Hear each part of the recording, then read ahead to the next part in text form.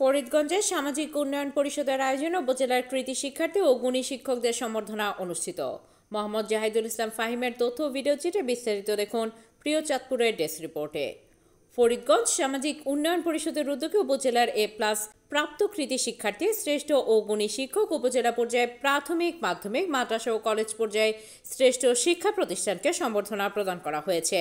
শনিবার 1 নভেম্বর দুপুরে উপজেলা পরিষদ মিলনায়তনে ফরিদগঞ্জ সামাজিক উন্নয়ন পরিষদের সভাপতি আলহাজ এম এ হান্নানের সভাপতিত্বে প্রধান অতিথির বক্তব্য রাখেন চাঁদপুর জেলা শিক্ষা কর্মকর্তা মোহাম্মদ রুহুল্লাহ। তিনি বলেন, আজকে যে সকল শিক্ষার্থী সম্বর্ধনা পেয়েছো তাদের অভিনন্দন, কিন্তু তোমাদের মনে রাখতে হবে এই সম্বর্ধনা পাওয়াই জীবনের সবচেয়ে বড় পাওয়া নয়। তোমার কাছে শিক্ষা জীবনের প্রতিটি অর্জনই গুরুত্বপূর্ণ তখনই হবে যদি সেই অর্জনগুলো দিন শেষে তোমার বাস্তব জীবনে কাজে লাগবে।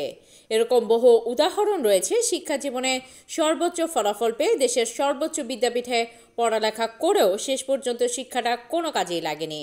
আমাদের মনে রাখতে হবে, আমরা 22 থেকে 23 বছর পর্যন্ত একটি ভালোভাবে শিক্ষা জীবন শেষ করতে সক্ষম হলে আমাদের ভবিষ্যৎ উজ্জ্বল হবে।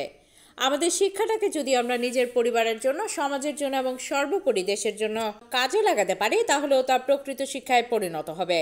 সংগঠনের সভাপতি আলহাজ এম এ হান্নানের সভাপতিত্বে শামীম হাসানের সঞ্চালনায় বিশেষ অতিথির বক্তব্য রাখেন দৈনিক সমাচারের সম্পাদক আবুল কাশেম মজুমদার, সুপ্রিম কোর্টের deputy attorney general M Ahsanullah, শিক্ষাবিদ জহিরুল ইসলাম চৌধুরী। স্বাগত বক্তব্য রাখেন সামাজিক উন্নয়ন পরিষদের সম্পাদক ফরিদ আহমেদ রিপন।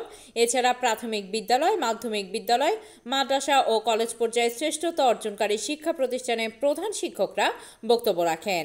আলোচনা শেষে প্রায় 2 শতাধিক এ+ প্রাপ্ত কৃতি শিক্ষার্থী, শ্রেষ্ঠ ও গুণী শিক্ষক ও উপজেলা পর্যায়ে প্রাথমিক, মাধ্যমিক, মাদ্রাসা ও কলেজ পর্যায়ে শ্রেষ্ঠ শিক্ষা প্রতিষ্ঠান প্রধানদের হাতে ক্রেস্ট তুলে দেন অতিথিবৃন্দ।